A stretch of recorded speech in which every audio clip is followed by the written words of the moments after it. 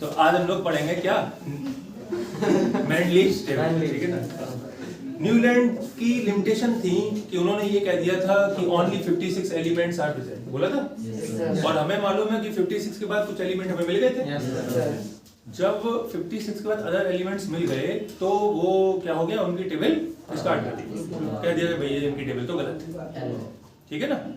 फैल नहीं बोलते बेटा, फेल बोलते हैं। फैल के मतलब राइटर थे न्यूलैंड है, फैल हो गए, ठीक है।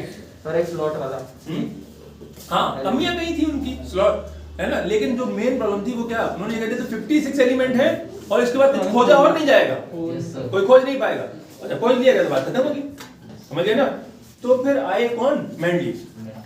मैंडलीव ने क्या किया, उन्होंने एक रूल बनाया, ध्यान सुनिए मेरी बात। उन्होंने क्या बनाया, एक रूल बनाया। रूल क्या था उनका, रूल था कि हम जो, देखिए उनका रूल क्या था कि हम जो भी टेबल लगाए बनाएंगे उसको इंक्रीजिंग एटॉमिक मास के हिसाब से लगाएंगे।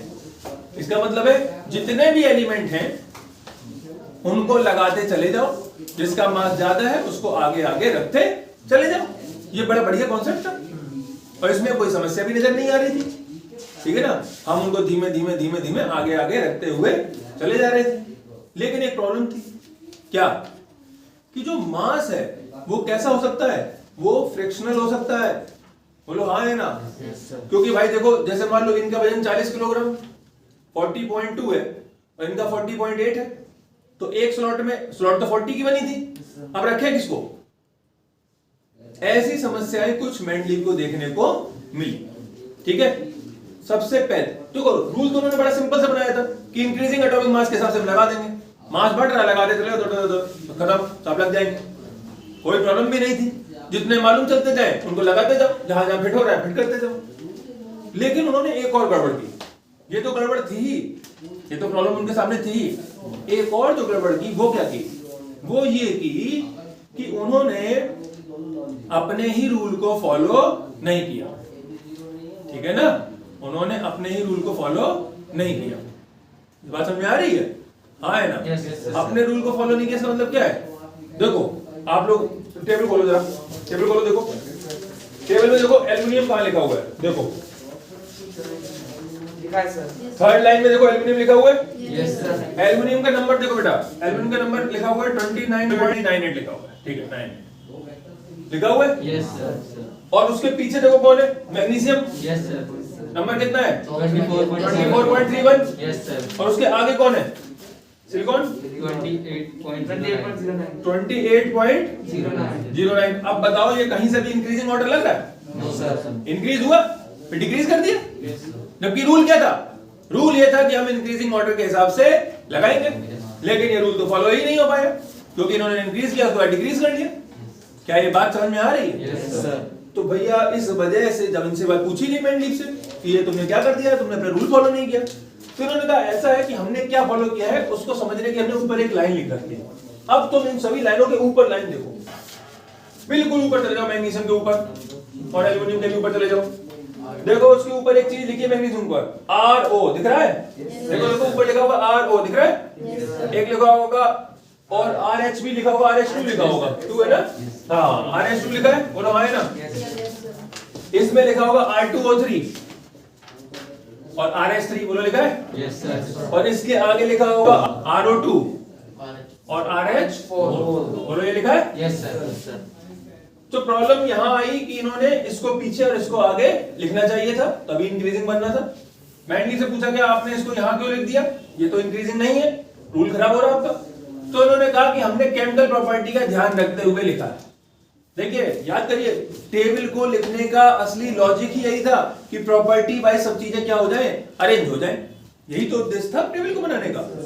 तो इन्होंने कहा कि देखो मैग्नीशियम की वैलेंसी कितनी होती है 2+, बोलो हाँ, ऑक्सीजन की -2, तो कट के क्या बनेगा MgO, समझ गया ना। तो देखो ये सिमिलर है RO की, बात समझ में आ रही है, समझ गया ना। इसी तरीके से अगर हम हाइड्रोजन के साथ बनाएंगे तो क्या बनेगा, देखो Mg2+ और हाइड्रोजन कितना होता है, इस वक्त -1 की तरह काम करेगा, तो MgH2 बोलो बन जाएगा कि नहीं, यस सर। ये सब जगह RH2 के बनेगा कि नहीं। अच्छा इसके बाद उन्होंने इसकी लाइन दी गई थी अब ध्यान सुनना ध्यान से, एल्युमिनियम का कॉन्फ़िगरेशन करें तो देखो एल्युमिनियम का 3 पॉजिटिव होता है, ऑक्सीजन -2 होता है, क्रॉस मल्टीप्लाई Al2O3 बन जाएगा। Yes sir. Yes sir. बनेगा कि नहीं? Yes, sir. अच्छा हाइड्रोजन के साथ बनाएंगे तो क्या बनेगा? देखो एल्युमिनियम 3 पॉजिटिव और हाइड्रोजन कितना हो जाएगा? हाइड्रोजन का -1 हो जाएगा तो AlS3 बन जाएगा। Yes, बोलो sir. ये दोनों लाइनें देखो इस जगह फिट हो रही है? Yes sir. हो रही कि नहीं हो रही? अब जरा सिलिकॉन का देखो, सिलिकॉन के ऊपर 4 पॉजिटिव होगा, ऑक्सीजन का -2, तो ये दोनों बेटा कट गए तो कितना हो गया? यहाँ पर हो गया 1 और यहाँ पे हो गया 2, क्रॉस मल्टीप्लाई करेंगे क्या बनेगा? SiO2। Yes sir. Yes sir. ठीक है, और इसी तरीके से हाइड्रोजन के साथ निकालो, Si के ऊपर 4 प्लस का, हाइड्रोजन का -1 तो क्या बनेगा? SiH4। देख रहे हो? Yes sir. तो ये दोनों देखो इन दोनों से मैच कर रहे हैं, Yes sir. समझ गए? Yes sir. तो उन्होंने ये कहा कि अगर हम एल्युमिनियम को आगे रख देते तो इसकी केमिकल प्रॉपर्टी ऊपर वाले ग्रुप की केमिकल प्रॉपर्टी से मैच नहीं करती, इसलिए हमने इसको पीछे रख दिया। तो मेंडलीव की ये प्रॉब्लम थी कि उन्होंने जो अपना रूल दिया था उस रूल को पूरी टेबल में फॉलो नहीं किया था। आगे भी आपको ऐसे एग्जांपल देखने को मिल जाएंगे, उनका रीजन सबका यही है, क्योंकि उन्होंने फिर प्रायोरिटी किसको दे दी? Chemical property. जबकि रूल में कह रहे थे हम increasing order of atomic mass लगाएंगे, लेकिन उसको फॉलो ही नहीं किया, प्रायोरिटी दे दी इसको। बात क्लियर हो गई? Yes yes. इस वजह से मेंडलीव क्या हो गए थे? ये भी एक वजह थी, मतलब और भी वजह थी। और वजह देखो, लास्ट लाइन में जाओ, मेंडलीव की टेबल की लास्ट लाइन में जाओ, देखो एक स्लॉट में 3 एलिमेंट डले, दिख रहे हैं? जबकि क्या कहा गया था? एक स्लॉट में एक एलिमेंट आएगा, 3 एलिमेंट, दिख रहे हैं कि नहीं? और ऐसे ऐसे एलिमेंट पास पास रखे गए हैं जिनकी प्रॉपर्टी एक दूसरे से बिल्कुल मैच ही नहीं कर रही है, और फिर भी वो पास पास रख दिए गए। तो इसका मतलब क्या है? इसका मतलब ये है कि कहीं पर तो उन्होंने एटॉमिक नंबर को प्रायोरिटी दे दी और कहीं पर प्रायोरिटी दे दी केमिकल प्रॉपर्टीज को, तो टेबल में एक जैसी बात फॉलो नहीं हो पाई। समझ में आ गई? ये उनकी वो गलती थी जिसकी वजह से इनकी टेबल फ्लॉप हो गई। ठीक है, अच्छा एक और बात, इन्होंने वो भी बता दिया सीरीज, जैसे एक जगह पर ज्यादा मतलब प्रॉपर्टी रिजेंबल कर रही है, जगह है नहीं, तो उन्होंने क्या किया? एक स्लॉट को 2 हिस्सों में बांट दिया। देखो फर्स्ट सीरीज सेकंड सीरीज लिखा हुआ है, ऊपर लिख दिया, उसके नीचे लिख दिया। अब पोटेशियम और कॉपर इसकी आसपास नियर अबाउट कोई रिजेंबलेंस नहीं है, लेकिन उनको उठा के एक ही लाइन में डाल दिया। बात समझ में आ गई ना? तो ये वो रीजन है जिनकी वजह से मेंडलीव क्या हो गए? गलत हो गए थे। अभी इसमें कोई डाउट किसी को? No sir. सबका है ना?